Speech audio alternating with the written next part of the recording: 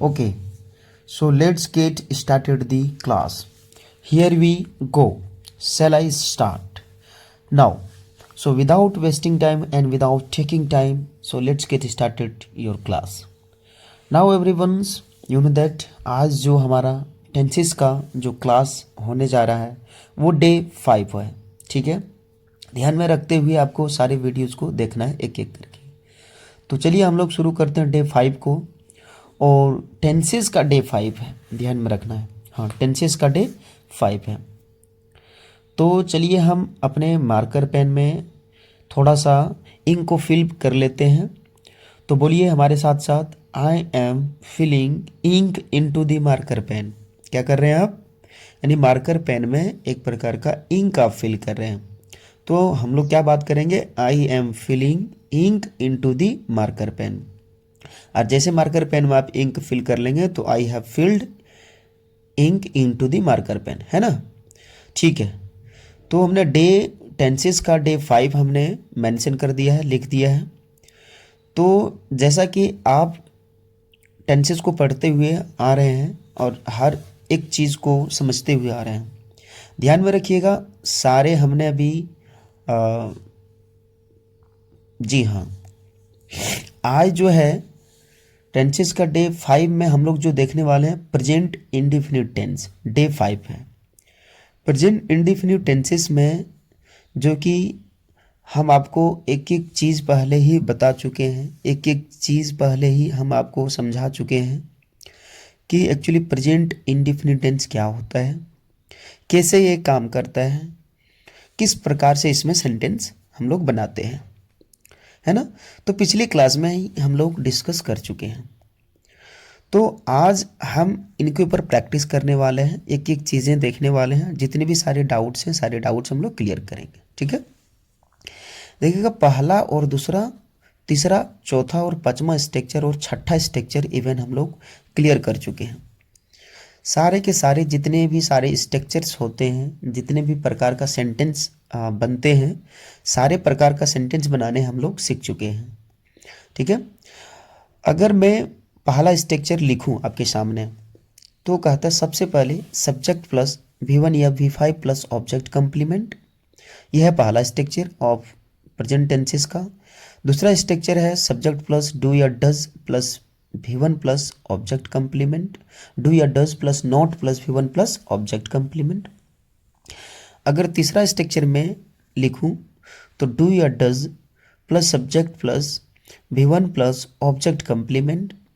और fourth structure को लिखूं तो डू या does plus subject plus not plus V1 plus object complement, ठीक है।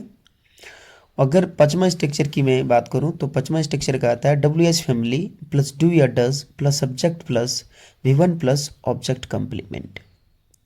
छठा स्ट्रक्चर हमारा जो हो जाएगा WH फैमिली डू या does plus subject plus not plus V1 plus object complement. यह है हमारा प्रेजेंट इंडेफिनिट टेंसेस का 6 का 6 स्ट्रक्चर। अब ध्यान में रखना है कि चलिए हम लोग बात करते हैं, क्योंकि ये जो क्लासेस होने वाले हैं टोटल का टोटल प्रैक्टिस क्लासेस होने वाले हैं प्रेजेंट इंडेफिनिट टेंसेस का। तो पहला और दूसरा स्ट्रक्चर से आप जानते ही हैं, ऑलरेडी हम बता चुके हैं कि येस और नो में हम लोग आंसर करते हैं। किसी से हमको येस और नो में किसी को अगर जवाब देनी हो हाँ में और नहीं में, तो हम लोग पहला दूसरा स्ट्रक्चर का मदद लेते हैं।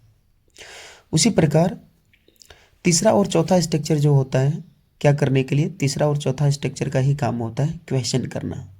क्या करना? क्वेश्चन। जब भी हमें किसी और से क्वेश्चन करना होता है तो इंटेरोगेटिव में एक क्वेश्चन करता हूँ और दूसरा इंटेरोगेटिव नेगेटिव में, ठीक है। उसी प्रकार पांचवा और छठा जो स्ट्रक्चर है इसमें भी हम लोग प्रकार का क्वेश्चन प्लस रीजन करते हैं, रीजन के साथ साथ क्वेश्चन पूछते हैं, ध्यान में रखते हुए, ठीक है। जिसको कहते हैं डबल इंटेरोगेटिव और डबल इंटेरोगेटिव नेगेटिव में हम लोग क्वेश्चन करते हैं। ये चीज़ आपको ध्यान में रखते हुए आपको बनानी है। अब चलिए, हमें ये पता चल गया है कि सारे स्ट्रक्चर हम आपके सामने लिख चुके हैं। पहला दूसरा स्ट्रक्चर का काम क्या है, तीसरा चौथा स्ट्रक्चर का काम क्या है और पांचवा छठा स्ट्रक्चर का काम क्या है, ये भी हम लोग जान चुके हैं। अब देखिएगा, हम लोग एक एग्जाम्पल लेते हैं और एग्जाम्पल का मतलब प्रेजेंट इंडेफिनिट टेंस बहुत प्रकार हम लोग समझ सकते हैं। एक आता है ना कि what do you do every day. ध्यान में रखिएगा, प्रेजेंट इंडेफिनिट टेंस आपको क्या बताता है सीखने का, कि प्रेजेंट इंडेफिनिट टेंस अगर बोलेंगे तो किसे कहते हैं। एक तो प्रकार का कह सकते हैं भैया जो भी हम लोग सुबह से शाम तक काम करते हैं, यानी कि what do you do every day, प्रत्येक दिन आप सुबह से शाम तक क्या क्या करते हैं, सारे के सारे इट्स ऑल अबाउट मेरा प्रेजेंट इंडेफिनिट टेंस का होता है। ये ध्यान में आपको रखना है, ठीक है।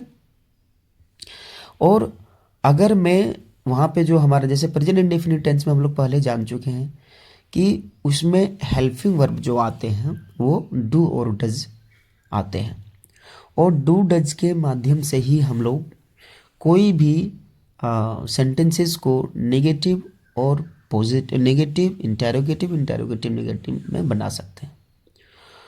यानी कि डू डज जो है हमारा, डू हमारा अगर मैं बात करूं तो डू हमारा वर्ब का फर्स्ट फॉर्म, एक प्रकार का डू वर्ब भी है और do helping verb as a काम करता है, ठीक है। यानी कि हमारा डू डज जो है वो एक प्रकार का हेल्पिंग वर्ब है, जिसको हम लोग एक्सुलरी वर्ब भी कह सकते हैं। ध्यान में रखना है आपको, ठीक है। यानी हेल्पिंग वर्ब को हम लोग क्या बोलते हैं, एक्सुलरी वर्ब। जब वहाँ पे डू डज हमारा हेल्पिंग वर्ब है तो ध्यान में रखना है कि यानी कि हाँ एक्सुलरी वर्ब, हेल्पिंग वर्ब को आप क्या बोलते हैं, एक्सुलरी वर्ब।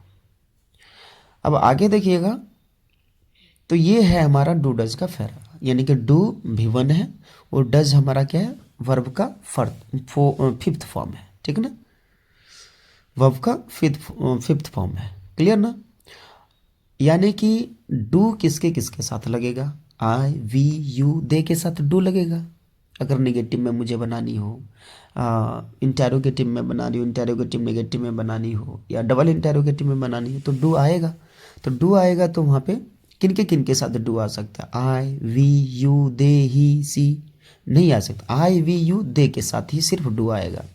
अगर मैं डज की बात करूं तो डज किन के साथ आ सकता है, does he see it any name के साथ डज आएगा, ठीक है। एक चीज आपको ध्यान में रखते हुए यहाँ तक हमारे कंसेप्ट क्लियर हो चुका है। अब देखिएगा आगे बढ़िएगा। अब देखिएगा कि सर आपकी आवाज़ तो जब पढ़ा रहे वहाँ नहीं आ रहा है, तो हमें क्या होगा, वीडियोस मैंने रिकॉर्डिंग करना स्टार्ट कर दिया था, लेकिन मेरी एक्चुअली माइक में क्या है, साउंड रिकॉर्ड हुआ ही नहीं और वीडियो रिकॉर्ड होकर के समाप्त हो गया, ठीक है। तो जिसके कारण से मुझे वॉइस को ओवर करने पड़ रहा है ना, अलग से वॉइस को मैं आपको रिकॉर्ड करके दे रहा हूँ ताकि कि आपको एक एक चीज़ें समझ में आ जाएगा, ठीक है। तो ध्यान में रखिएगा ये जो वीडियो होने वाला है यानी कि पूरे प्रेजेंट इंडेफिनिट टेंसेस का निष्कर्ष मैं निकाल करके दे रहा हूँ, जिसमें कि एक एक चीज़ें हम आपको बताते हुए चल रहे हैं, ठीक। आगे बात करते हैं। आगे इसमें हम लोग अगर बात करने की कोशिश करेंगे, देखिएगा हाँ, तो प्रेजेंट इंडेफिनिट टेंस में अगर पहला दूसरा स्ट्रक्चर की हम लोग जैसे कि बात करते थे तो उसमें सेंटेंसेस किस प्रकार का बनता था कि मैं जाता हूँ, तुम जाते हो, हम लोग जाते हैं, है ना, हम लोग दिल्ली जाते हैं, तुम खेलते हो, हम लोग भाषण देते हैं, वे लिखती है, हम लोग पढ़ते हैं। इस प्रकार का हम लोग क्या करते थे, पहला दूसरा स्ट्रक्चर पॉजिटिव और नेगेटिव में बना देते थे। अब देखिएगा हमने थोड़ा सा स्ट्रक्चर को मिटाने की कोशिश कर रहा है, यहाँ तक आपको समझ में आ गया है कि किस प्रकार के स्ट्रक्चर काम करता है और कहाँ पे किसको किसको हमको जानने की ज़रूरत था, वो हम लोग कर चुके हैं।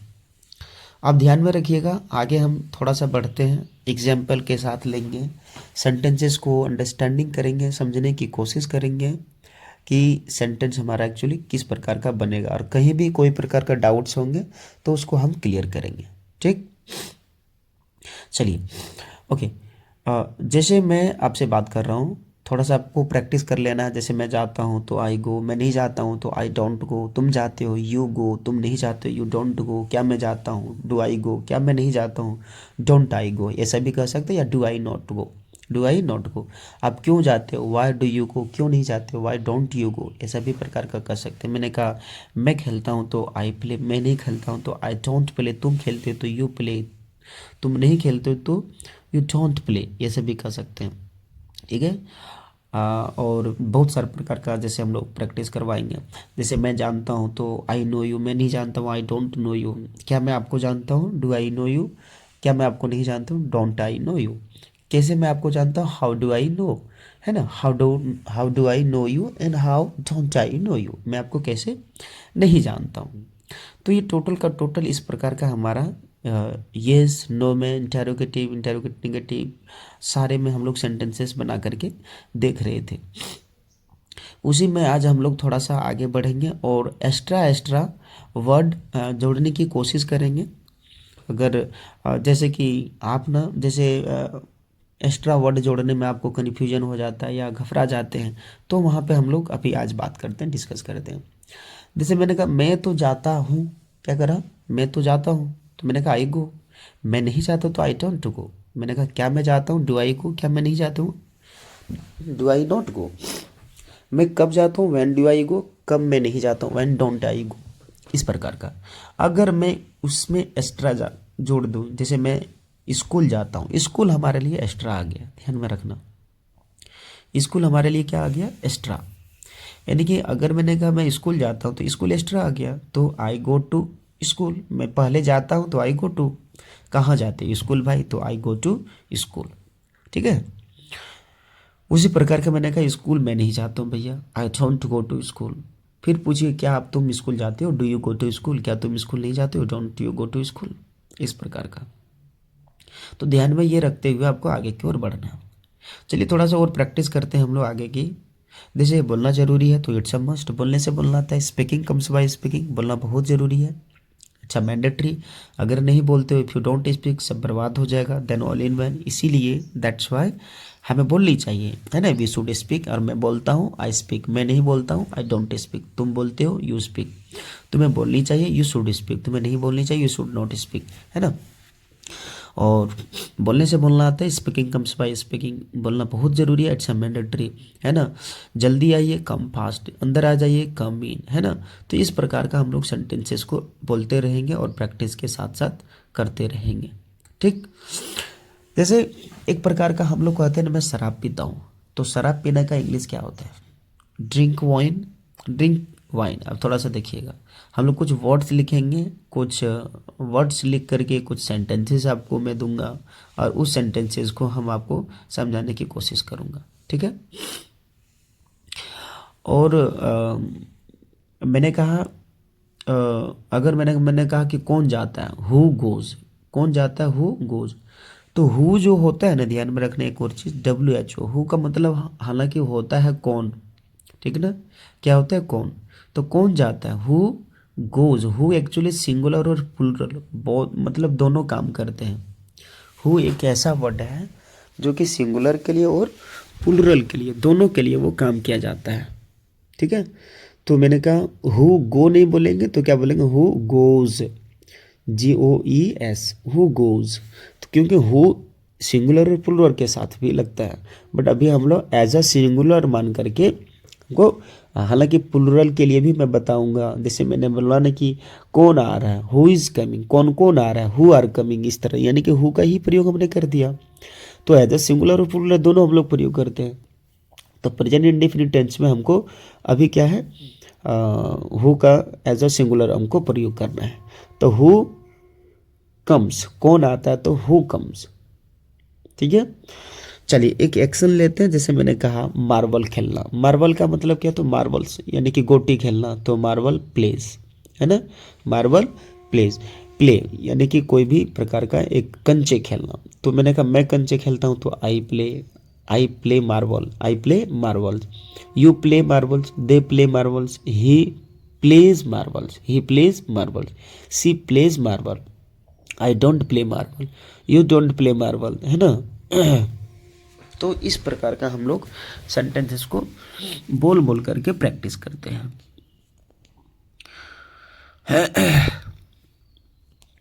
आगे अपने कॉपी में भी आपको एक एक चीज़ बोल बोल करके प्रैक्टिस करना है, लिखना है और समझने की कोशिश करना है। अगर आप समझने की कोशिश करेंगे, जितने ज़्यादा प्रैक्टिस करेंगे उतनी ही ज़्यादा आपका इंग्लिश बेस्ट होगा, ध्यान में रखना। ठीक है। जिस प्रकार मैंने एक वर्ड्स लिखा मैंने यहाँ पे रिकॉर्ड दी वीडियोस, रिकॉर्ड दी वीडियोस। अब देखिए वीडियोस में रिकॉर्ड करता हूँ, यह एक प्रकार का क्या है, एक वर्ड है। अब इस वर्ड को मैंने लिखा कि रिकॉर्ड दी वीडियो या शूट दी वीडियो, कुछ भी कह सकते हैं। वीडियो को रिकॉर्ड करना या शूट करना, तो मैं वीडियो को रिकॉर्ड करता हूँ तो आई रिकॉर्ड दी वीडियो, तुम करते हो तो यू रिकॉर्ड दी वीडियो, हम लोग करते हैं वी रिकॉर्ड दी वीडियो, है ना। देखिए उसी प्रकार का यहाँ पे एक कांच का ग्लास है, इसको ग्लास कहते हैं। तो यह ग्लास है और ग्लास में पानी है। अगर मैं पानी पीता हूँ तो क्या बोलता हूँ कि I drink water, I drink water, है ना। तुम पीते हो तो यू ड्रिंक वाटर, मैं नहीं पीता हूँ, आई डोंट ड्रिंक वाटर। अगर मैंने रीजन इसमें पूछने की कोशिश किया कि भैया तुम पानी क्यों पीते हो, why do you drink water, कब पीते हो, when do you drink water, है ना, when do you drink water. तो इस प्रकार का सेंटेंसेस हमारा अलग अलग बनते रहेंगे। अभी देखिएगा यहाँ पे रिकॉर्ड दी जो वीडियोस हमने लिखा, तो रिकॉर्ड का मतलब क्या, वीडियोस को शूट करना, यानी कि कोई ऑब्जेक्ट को कैप्चर करना, है ना। तो वहाँ पे हम लोग कहते हैं you record the video, they record the video, she records the video, he records the video, है ना, है ना। फिर मैं अगर क्वेश्चन करता हूँ, do I record the video, don't I record the video, why do I record the video, why don't I record the video. मैंने कहा she records the video, she doesn't record the video, he records the video, he doesn't record the video, है ना। My brother records the video, my brother does not record the video, my father does not record the video, my mother does not record the video.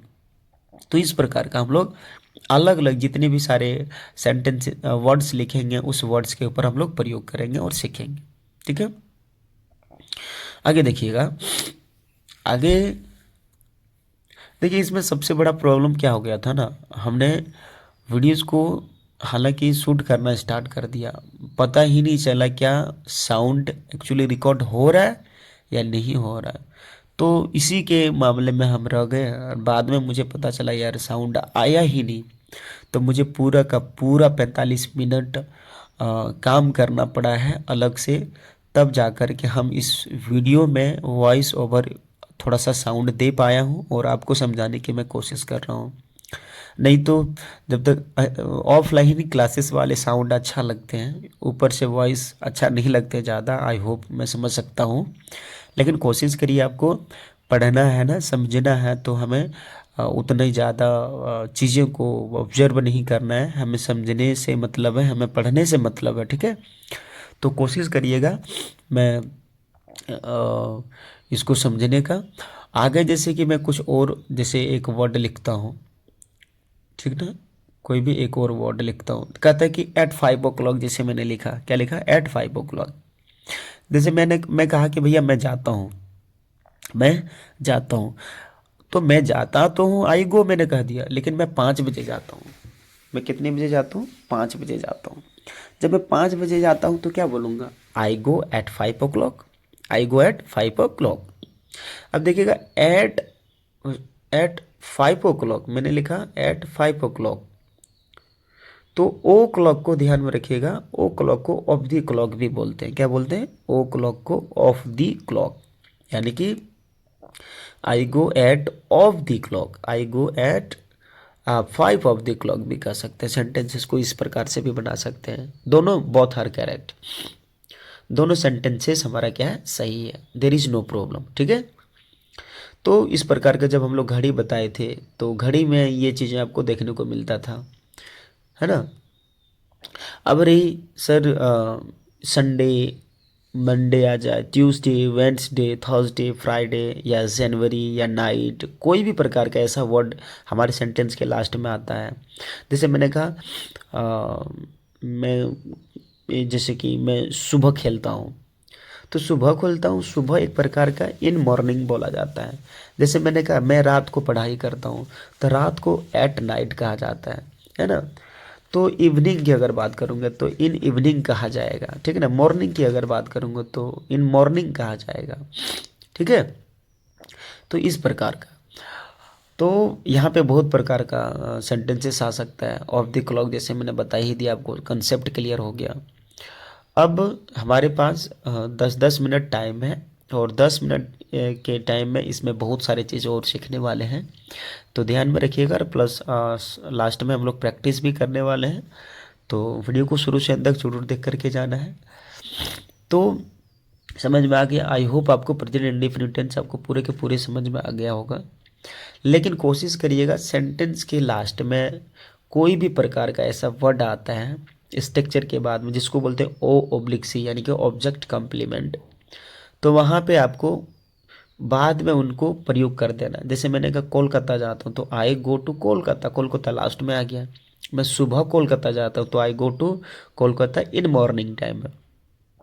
अब morning हमारे लिए extra आया था, तो इसीलिए मैंने वहाँ पे बोल दिया एक्स्ट्रा से I go to Kolkata in morning.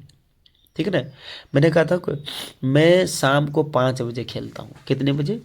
शाम को 5 बजे। तो मैंने कहा I play in evening time at 5 o'clock। मैंने कहा तो मैं 5 बजे खेलता हूँ। I play at 5 o'clock in evening time. कौन सा टाइम? इन इवनिंग टाइम। तो ये इन इवनिंग टाइम है, एट 5 o'clock है, ये सब एक्स्ट्रा वर्ड जुट रहा है लास्ट में, सेंटेंस के लास्ट में। जब ये सेंटेंस के लास्ट में जुट रहा है ना, तो यहाँ पे हमको समझना पड़ेगा। उसी प्रकार का आपको ज़्यादा से ज़्यादा सेंटेंस को इस प्रकार बनाना है, जानने की कोशिश करना है ना। तो आपको हर एक कंसेप्ट क्लियर हो जाएगा। जैसे सूरज तो हर डे पर डे सनराइज होते हैं, तो आप इस प्रकार के सब बना सकते हैं कि सूरज पूरब में उगता है ना। The sun rise in the east side, the sun rise in the east side, सूर्य पूरब में उगता है। उसी को अगर बोलोगे सूर्य पश्चिम में डूबता है ना। The sun set in the west side, यानी कि पश्चिम को क्या बोलते हैं? ईस्ट वेस्ट बोलते हैं। तो the sun set in the west side, कौन से साइड में? इन द वेस्ट साइड में सनसेट हो जाता है। तो यहाँ पे ईस्ट वेस्ट एक्स्ट्रा आ गया। ठीक है, यहाँ पे क्या हो गया? ईस्ट वेस्ट एक्स्ट्रा आ गया। जैसे मैंने कहा मैं कंप्यूटर यूज करता हूँ, आई यूज कंप्यूटर हम लोग कह दिए। मैंने कहा भाई मैं कंप्यूटर तो यूज करता हूँ, आई यूज कंप्यूटर, तुम कंप्यूटर यूज करते हो, यू यूज कंप्यूटर। मेरी बहन कंप्यूटर यूज करती है तो माई सिस्टर यूजेस कंप्यूटर। ठीक है, आप ध्यान में रख लेना है, माई सिस्टर यूजेस कंप्यूटर तो हमने बोल दिया। मैंने कहा 5 घंटा मैं कंप्यूटर को यूज करता हूँ। कितने घंटा? 5 घंटा में कंप्यूटर यूज करता हूँ। तो 5 घंटा हमारे लिए एक्स्ट्रा आ गया है। जब 5 घंटा एक्स्ट्रा आ गया तो आपको क्या बोलना है कि आई यूज कंप्यूटर फॉर 5 आवर, है ना, फॉर 5 आवर। मैं 5 घंटा के लिए कंप्यूटर को यूज करता हूँ। ठीक है, या जैसे कि मैं पढ़ाई करता हूँ तो आई स्टडी, मैं सिर्फ 2 घंटा पढ़ाई करता हूँ, 2 घंटा के लिए पढ़ाई करता हूँ, तो आई स्टडी फॉर 2 आवर्स। ठीक है ना, यानी कि 4 लगा करके जितने घंटा जितने दिन आप पढ़ाई करते हो यहाँ पे आपको लगा सकते हैं। जैसे मैंने कहा शाम को पढ़ाई करता हूँ। देखो सुबह शाम मॉर्निंग में आ गया, मैं शाम को पढ़ाई करता हूँ, तो I study in evening time. ठीक है, तो मैंने कहा भाई तुम कौन सा समय पढ़ाई करते हो? In what time do you study, in what time do you study, कौन सा समय आप पढ़ाई करते हो? शाम को। किसी ने बोला सर मैं शाम को पढ़ाई करता हूँ, तो I study in evening time. मैं रात को पढ़ाई करता हूँ तो I study at night, at night. मैंने कहा सुबह 7 बजे मैं सोता हूँ, सुबह 7 बजे मैं सोता हूँ। तो नॉर्मली मैं सोता हूँ, सबसे पहले इसका इंग्लिश आई स्लीप, है ना। आई स्लीप कब? सुबह 7 बजे। I sleep at 7 o'clock in morning time. कौन सा टाइम? इन मॉर्निंग टाइम में आप सुबह 7 बजे सोते हो। ठीक है, समझ में आ रहा है आपको? उसी प्रकार से अगर मैं बोलूँगा कि मैं पंखा को चालू करता हूँ, I switch on the fan, I switch on the fan, फिर पंखा बंद करता हूँ तो I switch off the fan, I switch off the fan. ठीक है, जैसे मैंने कहा वह लड़की, अब देखिए वह लड़की जो एक्स्ट्रा आ जाएगा, यहाँ पे हमने किसी पर्सन का नेम नहीं लिया, यहाँ पे हमने सिर्फ बोला कि वह लड़की। तो वह लड़की का मतलब क्या? That girl, that girl. मैंने कहा वह लड़की नाचती है, that girl dances, that girl dances, वह लड़की नाचती है। तो लड़की क्या है? वह लड़की कौन है? सिंगुलर या प्लूरल? यानी कि एक प्रकार का singular third person singular number third person है, तो दैट गर्ल है ना, दैट गर्ल डांसेस, लड़की नाचती है। ठीक है, तो मैंने कहा वह जो लड़की है ना, भाई वह जो लड़की है सुबह 5 बजे नाचती है ना, दोपहर को नाचती है, शाम को नाचती है। तो मैंने कहा that girls dances eight 5 o'clock, यानी कि वह जो लड़की है 5 बजे डांस करती है, 5 बजे नाचती है। ठीक है, आई होप आपको सारे के सारे कंसेप्ट आपको समझ में आ रहा होगा। ये है एक्चुअली, ये जो वीडियो जो हमने बनाया है ये टोटल का टोटल प्रेजेंट इंडेफिनिट टेंसेस के ऊपर जो एक प्रकार का आपके डाउट्स होंगे या डाउट्स क्लियर नहीं हो रहे थे उसके ऊपर हम लोग बात करने की कोशिश कर रहे थे।